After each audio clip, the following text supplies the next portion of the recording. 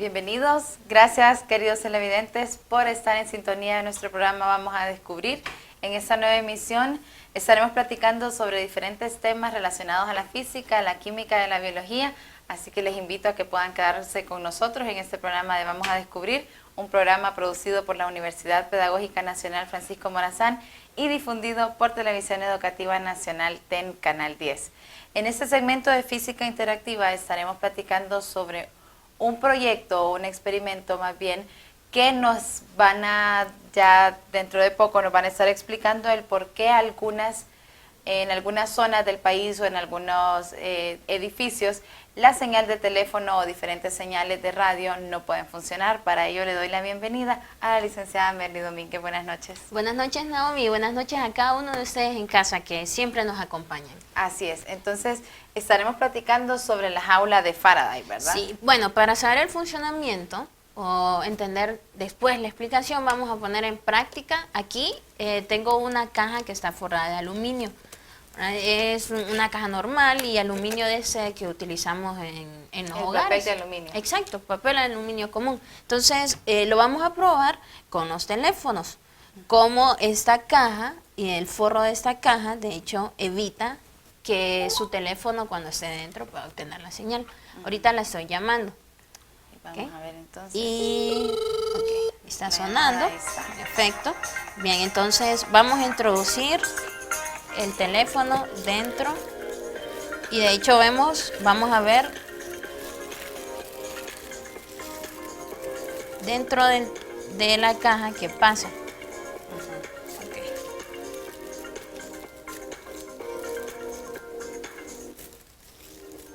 Ahí estará bien. Ok, incluso escuchamos cómo se terminó la transmisión. Vamos a llamarla, realizar nuevamente la llamada. Y vamos a ponerle un altavoz para que escuchar qué es lo que pasa, para que se escucha dentro. Esto es lo mismo como... que usted marcó no pudo ser contactado. Ok, escuchamos, ¿verdad? De hecho, ni llegó la señal de mi teléfono al suyo. Esto es lo que pasa en muchas ocasiones cuando nosotros nos encontramos en ciertas regiones de nuestras casas y nos llaman y nos dicen, te he estado llamando y solo apagado suena tu teléfono. Y es probable que lo que esté pasando es que no llegue la señal electromagnética que emite mi teléfono, no esté llegando directamente al teléfono de ustedes. Lo mismo pasa en ciertas regiones de los edificios. Ahora, ¿por qué pasa esto? Bueno, para comprender qué está pasando, primero debemos de comprender cómo actúa la fuerza eléctrica, el campo eléctrico, con respecto a las señales que emiten los teléfonos. Y vamos a ver uno de los primeros ejemplos, una de las primeras imágenes donde están interactuando cargas eléctricas.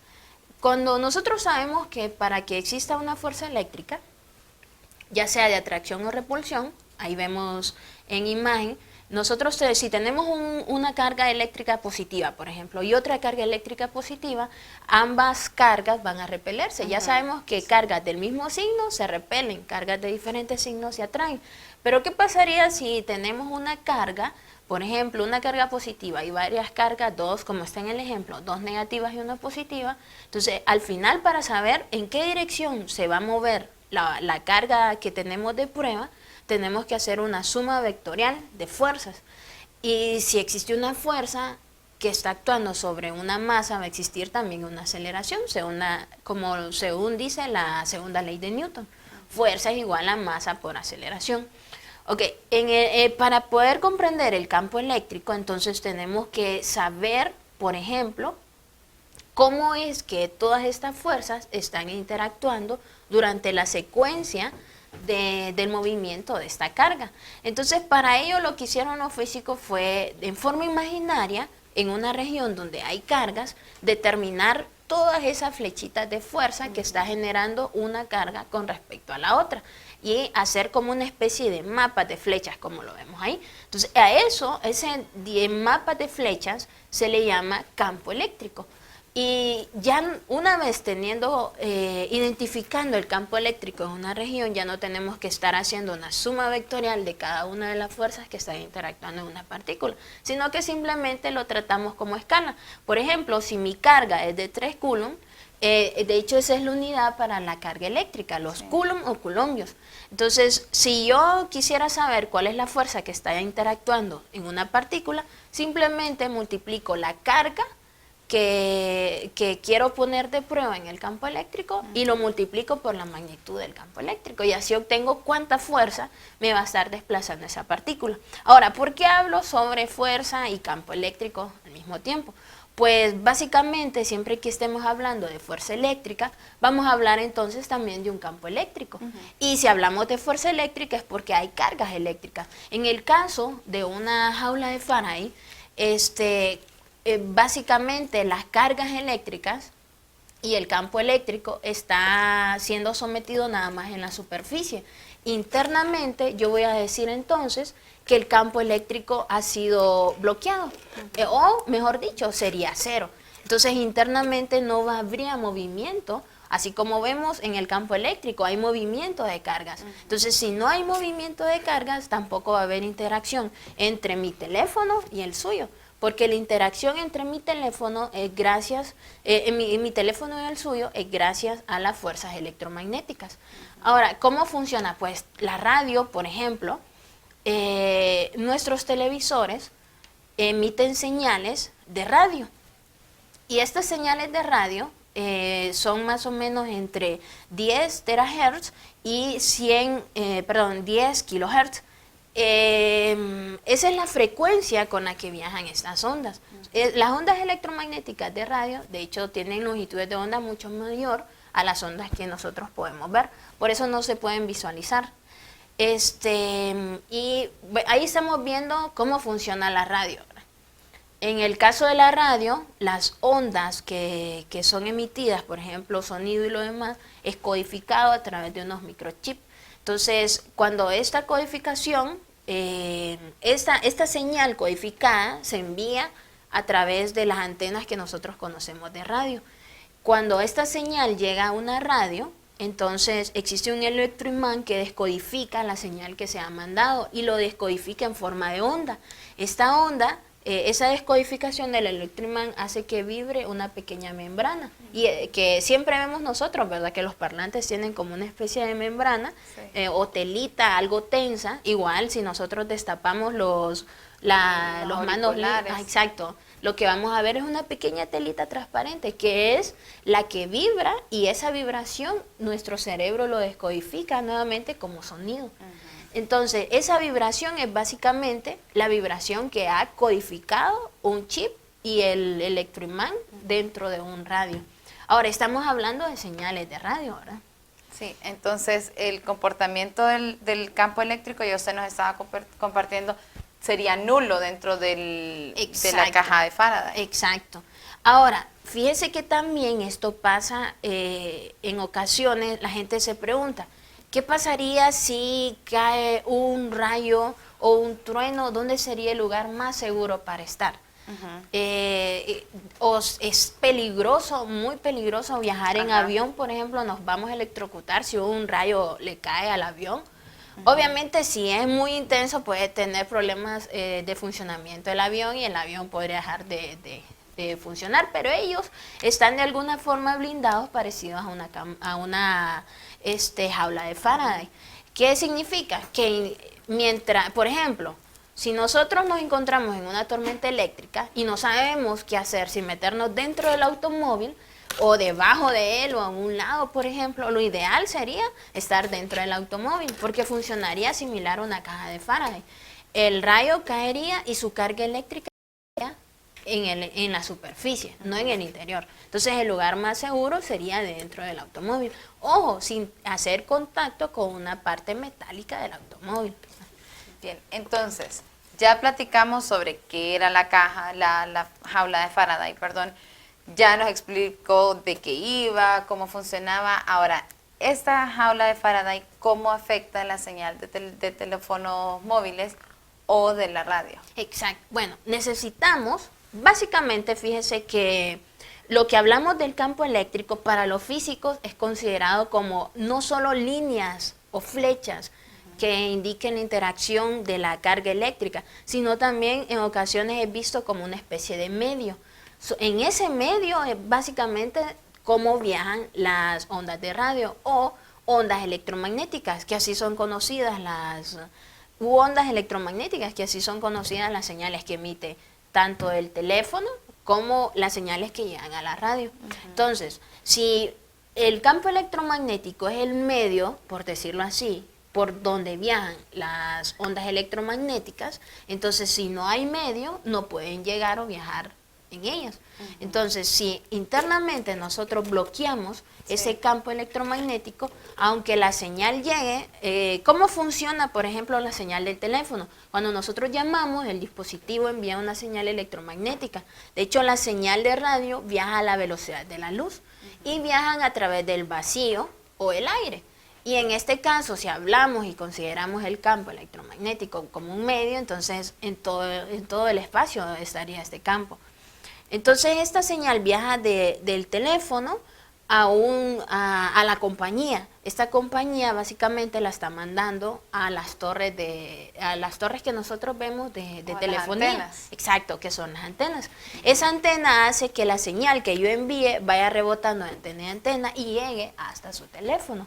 Ahora, ¿qué pasa cuando su teléfono está aquí? Ya no recibe esa señal, sino que esa señal golpea la caja y deja que el teléfono ya no la perciba. Lo mismo pasaría si nosotros ponemos una radio. Entonces la señal de radio que están emitiendo todas las antenas de radio golpearía nuestra caja y no estaría llegando hasta su teléfono.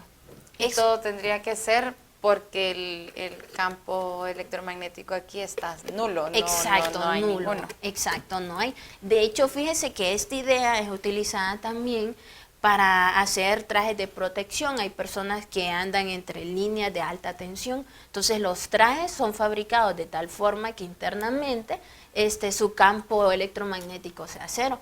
O, por ejemplo, las prisiones. Para poder hacer una prisión de alta seguridad, también hay que evitar que tenga comunicación los presos con el exterior. Y entonces, aunque ellos puedan introducir teléfonos, si son fabricadas esas celdas, como esas prisiones, como hablas de Faraday, aunque puedan tener el mejor teléfono del mundo, nunca va a recibir señal. Así es. Bueno, muchísimas gracias por explicarnos esto de la jaula de Faraday. Definitivamente que esto de las ondas electromagnéticas y todo este tema del campo es algo que lo tenemos bastante cotidiano en nuestra vida y pues de alguna manera usted nos está compartiendo cómo es que esto funciona. Muchas gracias. Y bueno, queridos televidentes, ya regresamos después de una pausa comercial.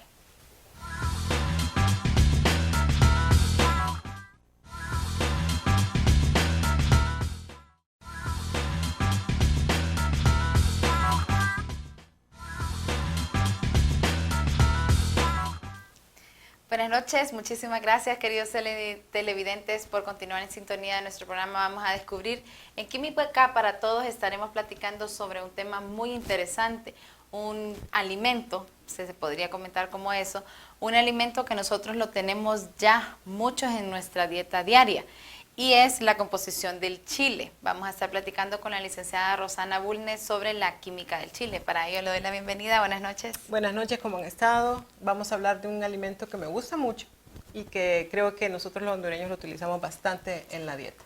Sí. El chile. El chile.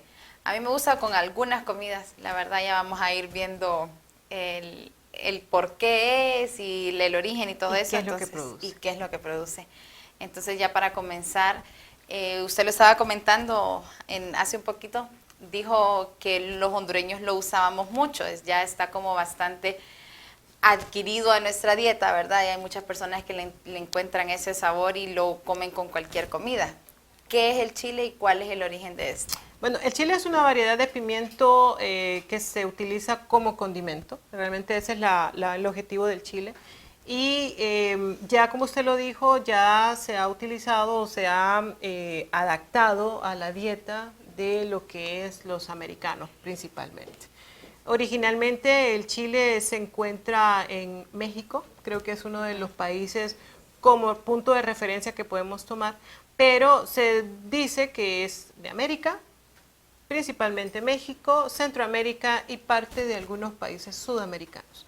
Pero es eso, ¿no? Básicamente un condimento es un alimento que se utiliza para condimentar la comida.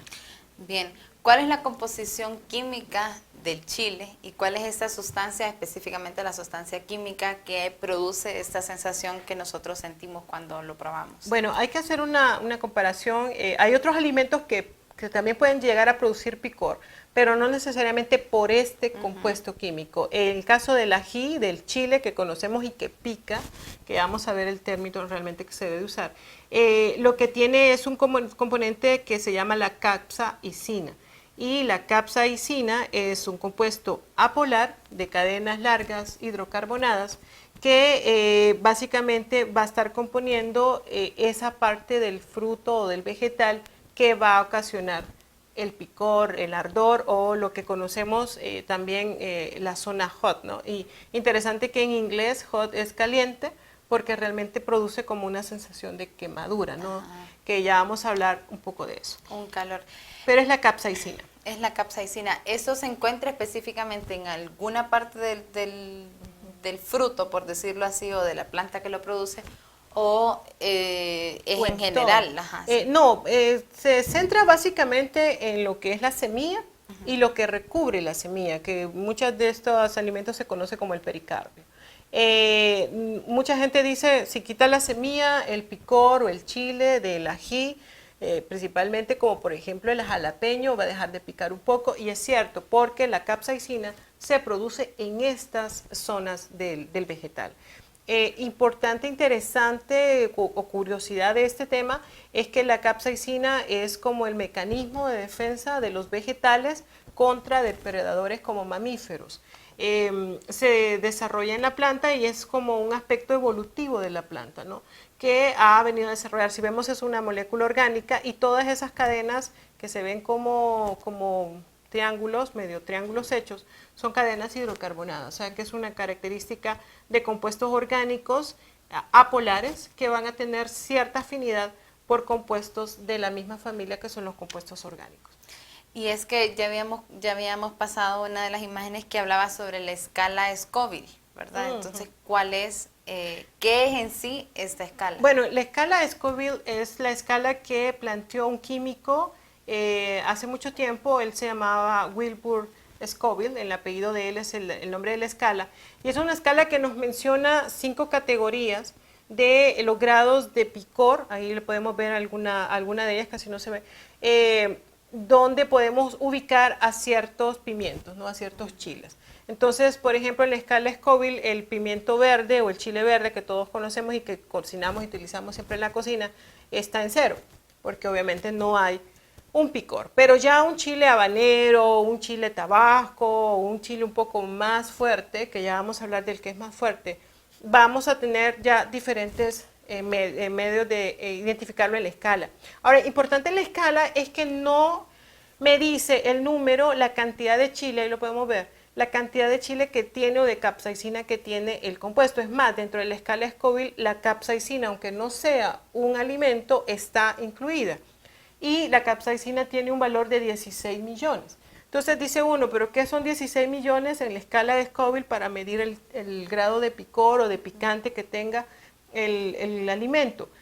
La escala de Scoville lo que me dice es que esa capsaicina necesita 16 millones de dilución para dejar de picar.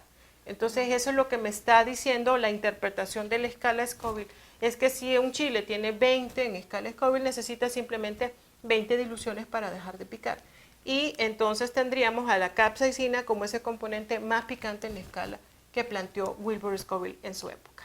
Bien, y nosotros ya estábamos hablando del picante, ¿verdad? Y ahora que conocemos el concepto de la capsaicina y sabemos que esta sustancia química es la que realmente produce esa sensación de picor, lo vamos a decir hasta el momento, entonces, ¿qué podríamos hacer nosotros, o más bien, qué hacemos cuando realmente nos enchilamos, como decimos nosotros, ¿verdad? Cuando ingerimos algún tipo de alimento y este tiene niveles de capsaicina muy elevados. Creo que a todos nos ha pasado, ¿no? Que somos un poco pasados o no sabemos el nivel de chile que tiene y por lo general a uno le dicen esta salsita sí pica, esta no pica, esta medio pica, pero también depende de la sensibilidad de la persona. Hay gente que con poquito ya siente un gran picor o un gran calor.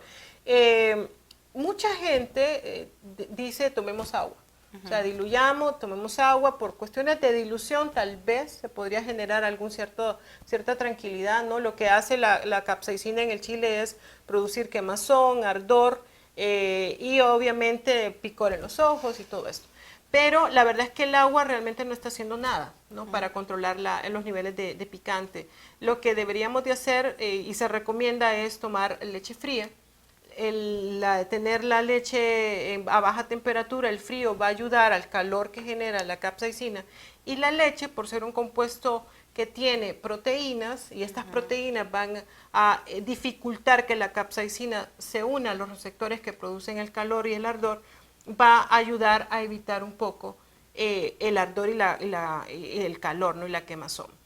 Pero también se recomienda, por ejemplo, que se tome una cucharada de aceite de oliva o un trozo de pan. La cucharada de aceite de oliva tiene lógica porque si estamos hablando de una molécula apolar orgánica, se va a disolver en compuestos orgánicos como el aceite, en este caso el aceite de oliva.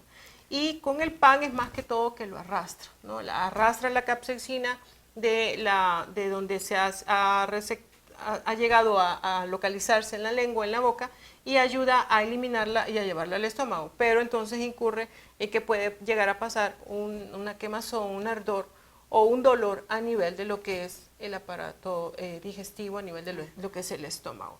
Pero realmente el agua no estaría haciendo una muy buen efecto, algo efectivo para esto, para eliminar entonces, el picor. cuando ingeramos algún tipo de alimento picante, entonces lo que tenemos que hacer, si no soportamos la sensación, es tomar agua. Tomar leche. Leche fría, y no agua. aceite o algún alimento que tenga grasa, porque eso va a ayudar a diluir la molécula de la capsaicina, que es de características orgánicas. Bien, y ya usted nos había comentado en la escala de Scoville los tipos de chile, ¿verdad? Chile. Que están ahí ya mencionados en esa escala. Se conocen, sí, en la escala. Básicamente se mencionan casi todos. Así es. Bien, entonces un dato interesante que lo estábamos comentando antes también, que es algo que nosotros queremos aportar, que la sensación de picante que nosotros sentimos en la boca cuando ingerimos algún tipo de alimento con capsaicina, entonces no es necesariamente la sensación de quemar, sino es una sensación del dolor. El cerebro lo relaciona con dolor. Entonces realmente cuando nosotros decimos que un alimento nos picó, es que un alimento nos produjo un dolor y entonces tenemos una afección. Y ahora podemos decir que le podemos echar capsaicina a nuestros alimentos también. Vamos a usar capsaicina con mango verde, sí, por ejemplo. Ahora solo un dato más, la variedad de pimiento más picante que se ha encontrado dice que es el Trinidad Scorpion Butch T. Con solo el Scorpion me quedo y yo creo que no lo probaríamos porque está casi llegando a la escala de 16 millones de la capsaicina en la escala de Scoville. Sí. Es bastante picante. Es como el que está en la cima, ¿verdad? Casi llegando a la cima de la escala, así que pica bastante, necesitamos bastante para diluirlo y que no produzca ese ardor, ese dolor que usted mencionaba. No, y después todo el tema del sistema digestivo, todo lo que afecta, la acidez y todo, sí. Dolor. Bueno, entonces a reducir nuestros niveles de capsaicina en los alimentos, ¿verdad? Y muchísimas gracias por lo que usted nos estuvo diciendo el día de hoy en ese segmento. No, gracias a ustedes, gracias. Con ustedes, queridos televidentes, vamos a seguir después de la pausa comercial con el segmento Así es la vida. Estaremos platicando sobre las etiquetas nutricionales y cómo poder definir el tipo de cantidad de calorías que los alimentos tienen. Antes de la pausa comercial, vamos con el segmento de acreditación. Muchas gracias.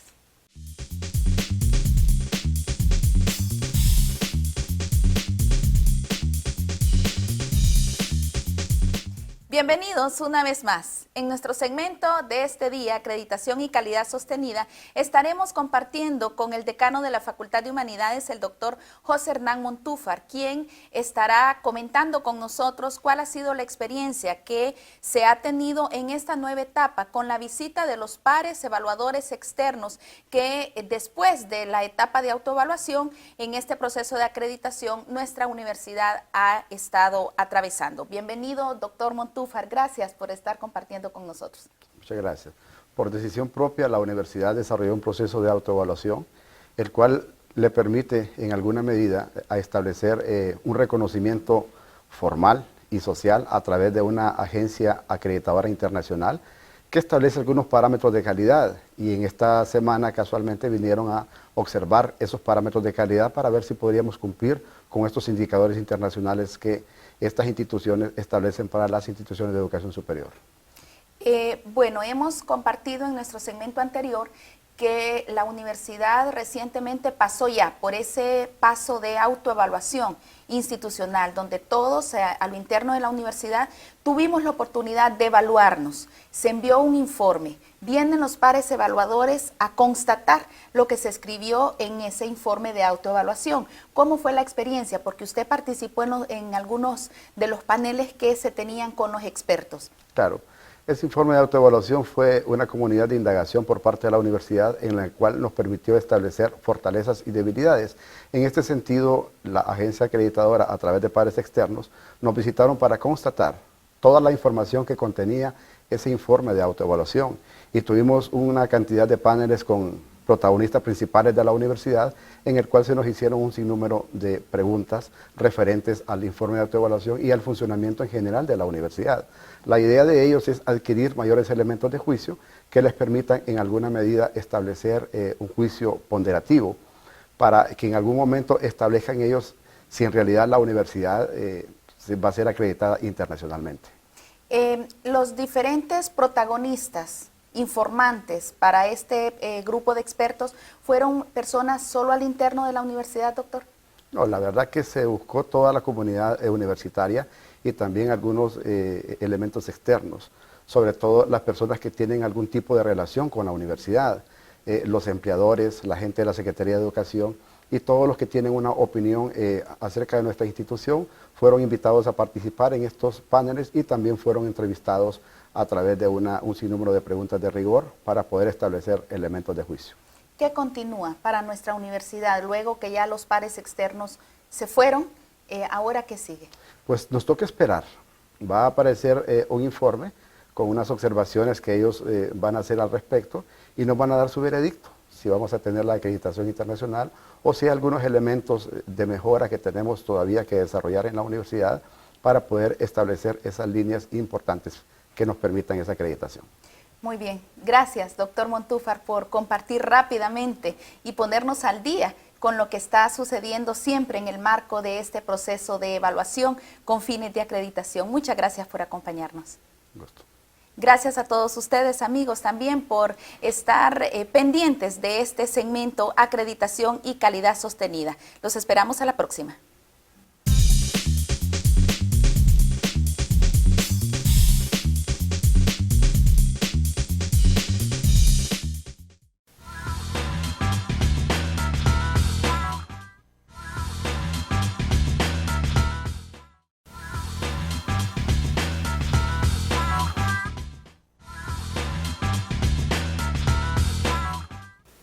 Muchas gracias, queridos televidentes, por continuar en sintonía de nuestro programa Vamos a Descubrir. En este segmento de Así es la Vida estaremos comentando cómo se sabe cuáles son o cuántas son las calorías que se deben poner en las etiquetas nutricionales de los alimentos.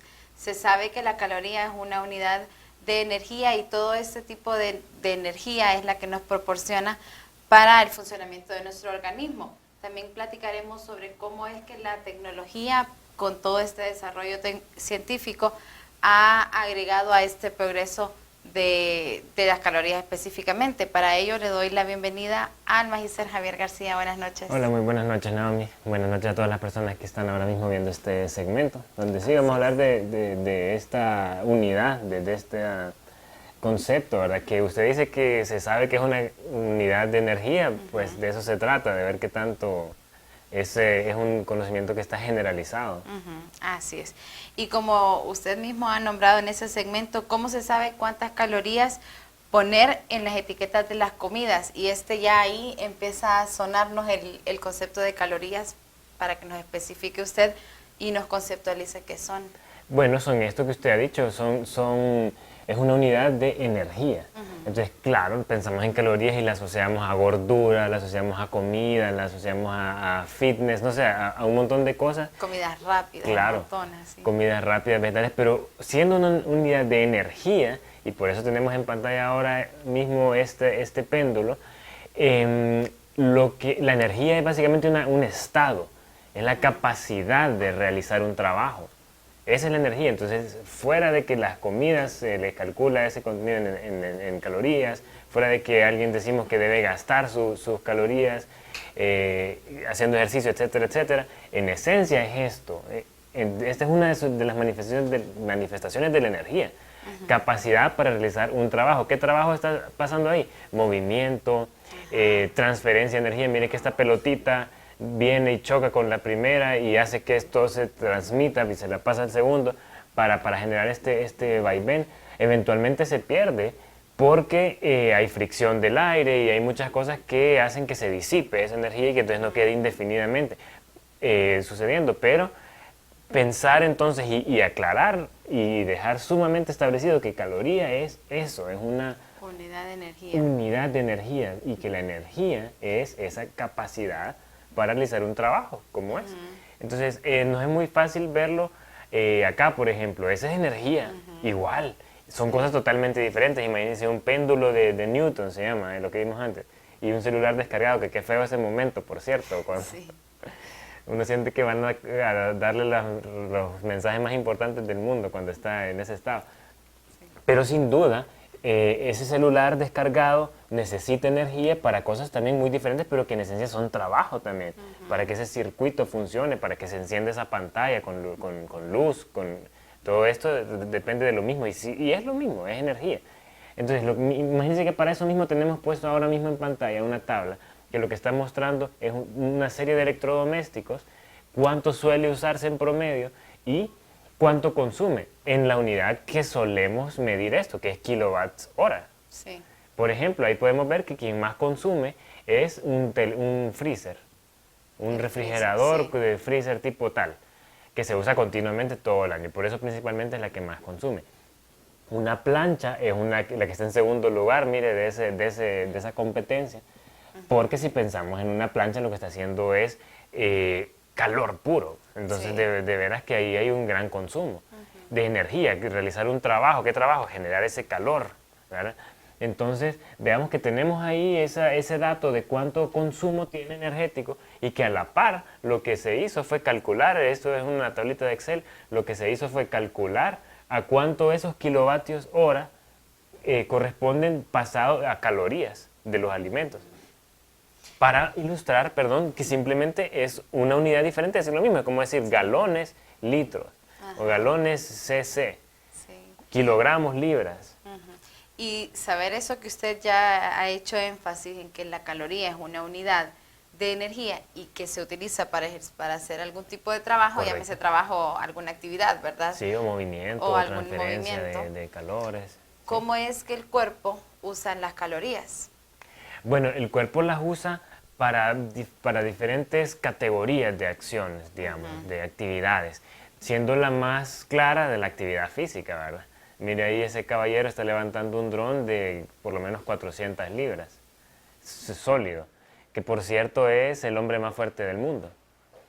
De hecho, es tan fuerte y es tan masivo, así su tamaño, que lo seleccionaron para esta serie de Game of Thrones, para el personaje que está escrito como una montaña, como un gran individuo. Entonces eso sin duda no es extraño pensar que requiere muchísimas calorías. Y miren lo que está jalando un semejante bloque sólido de puro hierro. Y que lo hace hasta ver fácil. Mire que aquí este otro caballero también intentó lo mismo. Y los dos sin duda son sumamente fuertes, y los dos sin lugar a dudas están gastando una cantidad enorme de calorías. Y no quiere decir que es que entonces van a estar flaquitos después, puede ser que sí, sino calorías. ¿Qué están haciendo? Un trabajo. Entonces están teniendo ese estado, están teniendo esa capacidad de realizar un trabajo, entonces el cuerpo así lo usa. Del alimento que nosotros ingerimos a través de la actividad física, esos carbohidratos, de una hamburguesa, por ejemplo, en una baleada, digamos, ¿no? Esos carbohidratos que vienen en la tortilla y en los frijoles, las proteínas que vienen en el pollito que le ponen adicional, las grasas que vienen en la mantequilla, todo eso, eso mismo el cuerpo lo reprocesa para hacer tejidos muy parecidos a eso.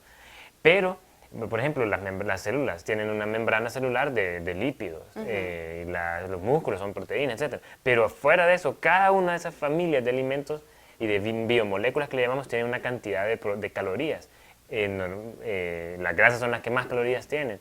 Las proteínas, los carbohidratos también lo tienen. ¿Para qué? Para gastar en ese tipo de cosas, actividad física, y en algunas cosas que no son tan conscientes. De hecho, no son nada conscientes, como la respiración. Mire que ahí lo que tenemos en pantalla es el proceso normal de inhalación y de exhalación. Eso usted no tiene ningún control consciente sobre él. Está sucediendo. Claro, usted puede dejar de hacerlo o hacerlo. O sea, no es que es involuntario, pero es automático. Y eso, los pulmones son pasivos.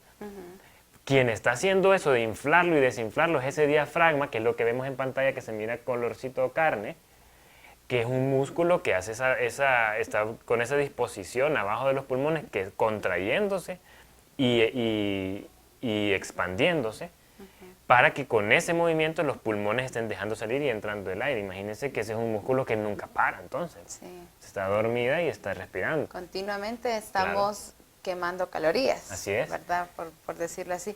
Y se ha mencionado también, o se ha comentado que hay una cierta cantidad de calorías que se tiene que consumir, y eso son como 2.000 calorías. ¿Por qué se dice que son 2.000 calorías las que se tiene que requerir? Y me imagino yo que dependiendo del estado físico de la persona, si son sedentarios o ese tipo de personas que están haciendo tanta actividad física, entonces requieren mucha más cantidades de calorías. Sí, de hecho, si usted busca en internet de la dieta de un personaje de esto, se asusta, ¿verdad? De La Roca, por ejemplo, este actor, Dwayne Johnson. Sí. Alguna vez, por alguna razón, terminé encontrando el resultado de un plato de comida de él, que intencionalmente busca que sean sumamente calóricos por el Es que estilo como de vida tienen mucha masa muscular, entonces necesitan... Y eso es muy importante. De hecho, antes de eso yo quisiera detenerme un segundito en terminar de explorar las razones con las cuales el cuerpo las utiliza. Porque dijimos algo muy claro, que es el ejercicio, la actividad física. Dijimos también cosas involuntarias como la respiración. Bueno, no involuntarias, sino de cosas continuas como la respiración o el palpitar de un corazón. Imagínese, desde que usted nace hasta que usted muere, contrayendo músculos. Y ese sí es involuntario. O sea, Y ese sí es involuntario, pues. correcto. Y otra cosa que es involuntaria es lo que se llama metabolismo basal, o sea, todo lo que tiene que ver con el procesamiento de los alimentos. Imagínense que para que nosotros transformemos la comida en energía, hay todo un proceso industrial ahí que está haciendo el cuerpo. Imagínense que primero es machacarlo mecánicamente, dientes, saliva, lengua, luego que eso ingrese a nuestro organismo y ahí llega al estómago y ahí ni por cerca está terminado el proceso de último para el cual estamos comiendo. Ahí hay un proceso de digestión química, correcto, absorción, distribución, porque una vez que se absorbe, falta llevarlo hasta toda la última rincón, recóndito, donde tiene que llegar a cada célula. Entonces todo eso consume una cantidad importantísima de energía. Entonces, ¿por qué 2.000 calorías? Mire que aquí lo que tenemos son una serie de imágenes que muestran cuántos son 2.000 calorías, porque es tan famoso ese dato. Sí. Incluso hay alimentos, no sé si usted se ha fijado que en la etiqueta dicen, ese montón de bananos son 2.000 calorías. Así que usted podría tener esa dieta de 2.000 calorías a punta de bananos, con 18 más o menos. Este es otro ya más equilibrado, más completo, y hay de todo. Que son también 2.000 calorías, ahí pescadito creo, y ahí esa casi una pizza completa son 2.000 calorías también. Sí. Entonces, si alguna vez usted se ha comido esa cantidad, sepa que es equivalente como a lo que debería comer en todo el día. Sí. ¿Verdad? Pero a lo que vamos es que el dato es, que le decía, no sé si se ha fijado en algunas etiquetas de algunos alimentos que dicen, tiene tantas calorías, lo que es el equivalente al 40% de la dieta diaria basada en 2000 calorías. Entonces, ese dato, fíjese que justamente es un promedio. Es bien extraño que se use, tanto porque en realidad ese es el valor óptimo de consumo basado en el gasto que va a tener de energía una mujer postmenopáusica. O sea, que es muy diferente, como usted lo dice, a lo que tendría la montaña, jalando ese montón Claro, sí. de bloques y de drones. O un cipote adolescente que está estudiando y que está en el equipo de fútbol y que está creciendo y que usted lo miró en diciembre y después lo vio en marzo y parecen dos personas diferentes, ¿no? Sí. Entonces, claro, el consumo varía mucho, pero ese es un promedio que lo generó la FDA, que es el Food and Drug Administration de Estados Unidos. Porque cuando estaban en ese momento haciendo todos esos estudios, vieron cuánto era el promedio de los hombres, que era como de 2.600 a 3.000 calorías, cuánto era de los niños, que era como de 1.600 a 2.500, cuánto eran las mujeres, etc. Y por supuesto que en una etiqueta no se puede ser tan acucioso, tan específico de tener todos estos valores. Entonces se asumió desde entonces, y también por estudios de mercado y todo, de comunicación, que ese era el valor más ideal, digamos, el más céntrico. Como el promedio de todo lo que se necesitaba. Correcto. Entonces se definió, ahora se considera que lo normal es comer 2.000 calorías, pero se sabe que eso varía muchísimo dependiendo del estilo de vida, de la edad de la persona, del sexo de la persona, porque las células utilizan energía, o sea, ellas están procesando, están haciendo todo valga la redundancia, un proceso donde la energía se utiliza y se produce, se transforma a partir de la comida, y entonces donde hay una persona que tiene muchas más células, está haciendo muchas veces más ese proceso. Una persona que tiene mucha masa muscular, que esas son las que más demandan energía y más utilizan energía, van a necesitar una mayor cantidad de alimento porque va a usarse más. Así es. De hecho, por eso es que la gente que a medida va creciendo en edad, va haciéndose más difícil que pierda peso y gana peso más fácil, porque pierde masa muscular, que es la que más viene y consume.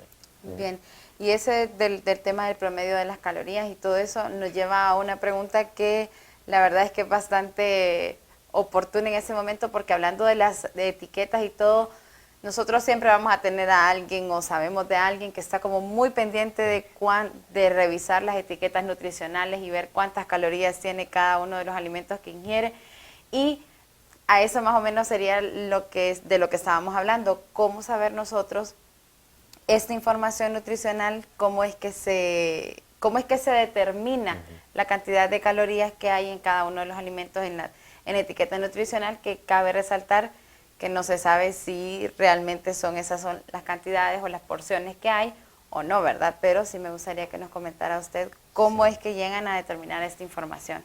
La pregunta que le da nombre al segmento, justamente, ¿cómo se sabe? Porque para todos es muy evidente que ahí viene pues, el dato, en todo alimento que tiene registro sanitario viene el dato. Entonces, mire que eso se hace a través de un proceso que se llama bomba calorimétrica, que es lo que vemos ahora mismo, que es un instrumento, un aparato, que en esencia es lo que se llama bomba, que es esta cámara que está adentro, que es muy pesada, es de metal puro, que se mete adentro, esa se saca, ahí si usted pone su muestra de alimento o de bebida y la mete adentro de otra cámara más grande que está llenita de agua. La más interna lo que tiene es oxígeno puro, para que pueda existir la combustión, porque lo que usted está viendo ahí es que hay dos cablecitos de plomo que encienden la muestra, o sea, que le prenden fuego, ¿verdad? Sí. Pero sepa que eso está dentro, contenido herméticamente. Como en un baño María. Correcto, pero en el baño María ahí está expuesto algo a la presión atmosférica. Aquí no, aquí todo está selladito herméticamente, muy controladas las condiciones, y esa cámara interna está dentro completamente y sumergida en el agua. ¿Por qué razón? Porque las calorías, conceptualmente ya dijimos, son una unidad de energía, o sea, de una capacidad para realizar un trabajo. Y ya vimos que entonces usted lo puede transformar a kilowatt-hora, por eso pusimos los electrodomésticos, para asociar que caloría es una medida de energía. Pero concretamente, ¿cuánta energía? ¿Cuánta energía hay en una caloría? Entonces, la definición de una caloría es la cantidad que se ocupa de energía para elevar un cierto volumen de agua 1 grado centígrado. Así como usted dice, bueno, usted puede transformar 1 kilómetro a una cierta cantidad de metros, eso lo puede hacer. Entonces, pero ¿cuánto es 1 kilómetro? Hay una medida. ¿Cuánto es 1 metro? Hay una medida. ¿Cuánto es una caloría? La cantidad necesaria para elevar 1 grado de centígrado a cierto volumen de agua. Entonces, lo que hace este aparato es ver cuánto se calentó esa agua, cuánto era la temperatura inicial, cuánto es después de quemar esa muestra, porque ese calor se transfiere al agua, y entonces medir con termómetros muy fieles cuánto cambió esa temperatura y por ende cuántas calorías tiene. Y por eso es la determinación. Bueno, muchísimas gracias, Magister Javier García, por todo eso de las calorías que nos estuvo comentando. Ya hay que tener un cierto cuidado ya a ciertas edades con eso de las calorías y reducir las ingestas y todo ese tipo de alimentos que nos van a hacer daño. Muchísimas gracias. A usted. No. Y a ustedes, queridos televidentes, regresamos después de una pausa comercial.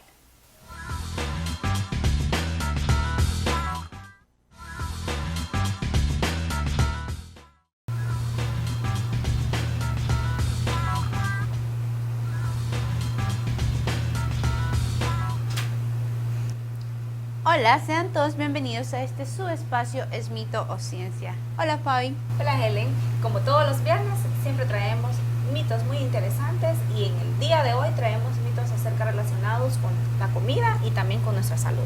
Exactamente. Si realmente lo que estamos comiendo es cómo nos estamos viendo o qué tanto nos está afectando lo que comemos en el esmalte de nuestros dientes. Claro que sí.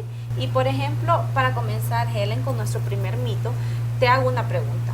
¿Con cuánta regularidad vas tú al dentista? Wow. Pues mira, nosotros en la familia vamos una vez al mes o allá si tenemos algún problema. Pues va bien frecuente, porque fíjate que la mayor parte de personas a las que les preguntamos, pues eso es algo secundario, ¿verdad? Lo de nuestra dentadura, pues ellos dicen, bueno, cuando ya me duele, tengo el malestar en un diente o en la encía, o cuando ellos ya miran, ¿verdad? Tal vez el cambio en el esmalte, como tú dijiste, de los dientes. Pero en realidad, ¿qué nos dice la ciencia acerca de esto? ¿Con cuánta frecuencia nos recomienda ir al dentista? Pues fíjense, queridos televidentes, de que los médicos, ¿verdad? Nuestros médicos nos aconsejan ir una vez cada 6 meses, pero en realidad, tras varios estudios, se nos informa que depende de nuestra edad. También, ¿verdad? Se dice en estos estudios que en los niños son los más frecuentes, ¿verdad? Y los más aptos para agarrar caries, entonces ellos se tienen que llevar con más regularidad. Y algunas veces pensamos, pero si ellos son niños y ya se les va a caer los pues conocidos dientes de leche, entonces ¿para qué los vamos a llevar? Acuérdense que no solo está en juego lo que es el diente, sino toda la salud, tanto físicamente y también, ¿verdad? Que eso le puede llevar a una infección y por ende a otras complicaciones. Entonces, también si nosotros tenemos la edad dentro de la adolescencia, a los 30 años, es el tiempo que más nuestros dientes están más fuertes, ¿verdad? Pero eso no quiere decir de que vamos a tener años sin visitar a un dentista. ¿Por qué? Porque como todas las enfermedades, nosotros podemos contrarrestarlas si nos damos cuenta a tiempo. ¿Qué te parece? Muy importante, Fabi, que nos hagas esa aclaración y mucho más importante ese punto que tú tocaste acerca de que cuando tenemos problemas en los dientes, estos pueden desencadenar pues otros problemas más serios, como ser en la audición, como ser dolores de cabeza, entonces que no hay que confiarnos y pues a nuestros chiquitines, pues aconsejarles estarlos llevando, ¿verdad?, a visitar al odontólogo. Y es cierto, a veces como tú dices son los dientes de leche, pero recordemos, una infección no va a ver si son dientitos de leche o si ya son los dientitos de ellos, ya los permanentes que nosotros les decimos. Entonces, gracias por la aclaración, Fabi, y siempre siguiendo con el tema, nos vamos un poquito ahora al lado de la comida. ¿Alguna vez te han dicho mejor come comida orgánica a inorgánica? ¿Aquella comida que no es orgánica? Pues fíjate que esto es muy famoso. Ahora hasta las etiquetas en los supermercados o en los stands, ¿verdad? Está si es orgánico, si está libre de químicos o eso. Eso es algo muy importante. Exactamente. Pues recordemos que todos los productos, ¿verdad? Cuando la siembra, recordemos que tienen pesticidas, recordemos que tienen todo aquel montón de químicos que los hacen que crezcan el doble, que produzcan el triple, y pues todo eso viene a repercutir siempre en nuestra salud. Pero en realidad, ¿qué es lo que pasa con los productos orgánicos?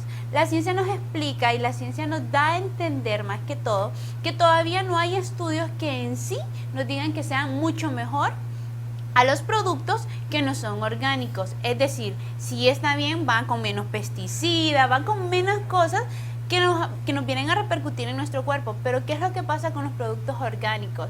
Resulta que en los lugares que se hacen productos orgánicos, lo único que van a hacer es que desprenden menos contaminación. Pero si nosotros hablamos en cuanto a nuestra salud, que todos decimos, Fabi, cuando vamos al supermercado, no, mejor esta que no tiene químico, o esta que dice que es producto orgánico, o vamos al supermercado que todo es orgánico. Hay que tener cuidado porque a veces por vender nos dicen que son orgánicos, pero ¿cómo podemos saber si algo es 100% orgánico? Nosotros nunca vamos a estar seguros de esto, puesto que necesitaríamos un laboratorio en casa, ¿verdad?, para hacer el estudio de esta fruta, de este vegetal o de esto que vayamos a alimentar. Y como tú decías, recordando, ¿verdad?, para los chiquitines de la casa. Exacto, Helen. Imagínate qué importante es, pues, tan siquiera tener un poco de conocimiento de esto, ¿verdad? Porque así algunas veces, pues, nos perdemos diciendo, ¿verdad?, de que esta verdura está más grande, se mira más rojita o con más color, pero en realidad, ¿qué hay detrás de esto? ¿Qué hay detrás de todo lo que implica estos químicos para hacerlos más grandes o más coloridos? Exactamente. No es la papa, como tú dices, la más grande, tráeme la más grande, o traigámonos el plátano que está más grande. No, recordemos que atrás de este crecimiento o atrás de las carnes, ¿verdad?, hay muchas hormonas, hay muchas, aparte de las hormonas, hay muchos pesticidas y cosas que nosotros no las vemos a simple vista, pero cuando ya están en nuestro cuerpo, al pasar el tiempo, la repercusión pues puede ser negativa. Exacto. Entonces, hablando un poquito más en el otro mito, ¿verdad?, ya que me encantó lo de los dientes, pues también el mito siguiente es: ¿qué pasa si a nosotros nos falta un diente? No le tomamos importancia y no pasa nada en nuestro cuerpo. Pues fíjate que mi hermana y mi prima en la familia pues están estudiando odontología, y ellas pues nos han enseñado y nos han inculcado esto, ¿verdad?, y que si te falta un diente es mejor que visites un odontólogo, porque tu dentadura, los demás dientes tienden a correrse, y es cuando se empiezan a ver los espacios. Eso es lo que mi hermana y pues mi primita nos han inculcado, pero ¿qué nos dice la ciencia? Exacto. Ya te me adelantaste un poquito, pero sí. Pues la ciencia, fíjense, queridos televidentes, nos dicen de que repercute en varias maneras.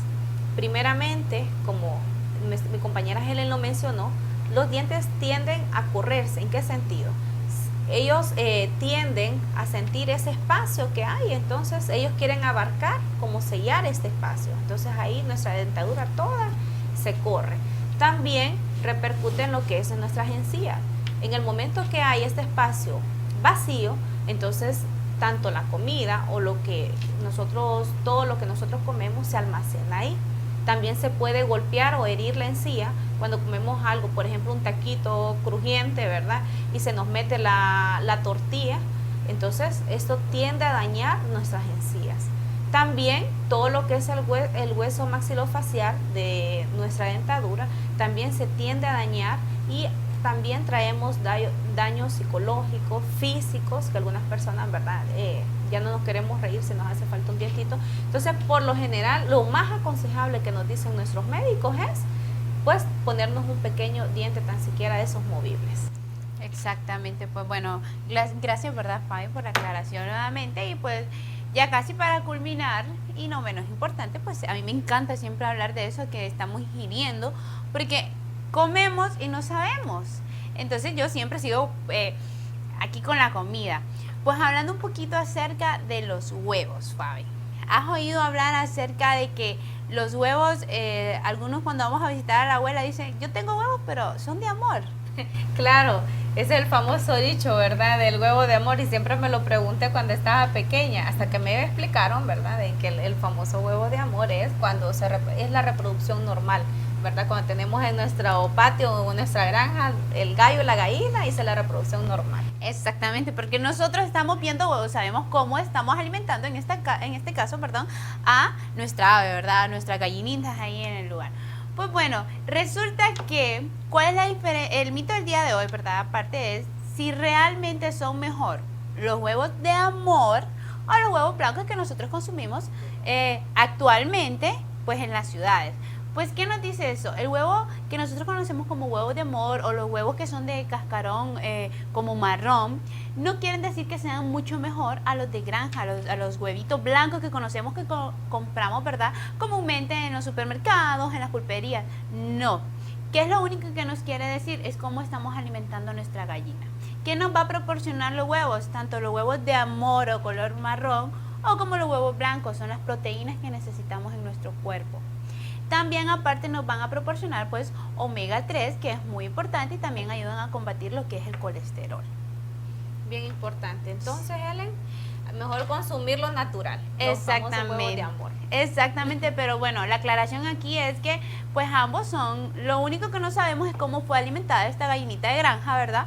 A diferencia de cómo la tenemos alimentada pues en nuestra casa o en nuestros lugares donde nuestras abuelitas, ¿verdad? Y es mejor siempre lo natural. Exactamente. Pero Helen, pues se nos ha terminado el tiempo y, queridos televidentes, siempre los incentivamos a que nos escriban, que nos dejen su comentario en Facebook, lo que es Vamos a Descubrir CNN de nuestra querida Universidad Pedagógica Nacional de Francisco Morazán. También les comentamos de que vamos a tener en el encuentro de egresados aquí de la carrera de Ciencias Naturales, en lo que es en el aula del Liceo Pérez Cadals, el 19 de octubre. Y pues quedan cordialmente invitados todos nuestros compañeros que ya son egresados de la carrera de Ciencias Naturales. Entonces, hasta la próxima.